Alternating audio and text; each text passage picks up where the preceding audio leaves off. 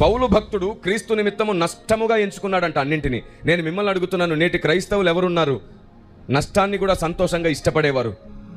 లాభం కావాలని ఏడ్చే క్రైస్తవులు 90% మంది, ఓ 10% మంది మిక్కిలి శ్రేష్ఠులు ఉన్నారులేండి. కానీ లాభమే కావాలని ఏడ్చే 90% మంది క్రైస్తవులను అడుగుతున్నాను, ఇన్నాళ్ళు లాభపడ్డావు కదా, ఇన్నాళ్ళు లాభమని ప్రార్థించావు కదా, ఇక మీదటైనా నీవే దేవునికి లాభమయ్యే భక్తి చేయొచ్చు కదా. ఆమేన్. నీ బ్రతుకే దేవునికి లాభమవునుగాక. Praise the lord. ఇన్నాళ్ళు నువ్వు లాభపడ్డావు, ఇక మీదట నీవే దేవునికి లాభంగా మారు. ఇన్నాళ్ళు నీవు లాభాల వెంట పరిగెత్తావు, ఇక మీదట లాభాలు నీ వెంట పరిగెత్తుకొస్తాయి.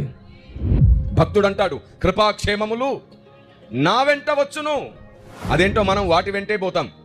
మొదట నా నీతిని వెతకండి, అటు తర్వాత నేను మీకు అన్నీ ఇస్తానన్నాడు. మనం నీతి రాజ్యం వెతకడం మానేసి అన్ని వెతికేసి నీతి రాజ్యం వెతికేలోపు చచ్చిపోతున్నాం. మన గోతిని మనమే తవ్వుకుంటున్నాం. అద్భుతం ఏమిటంటే నీ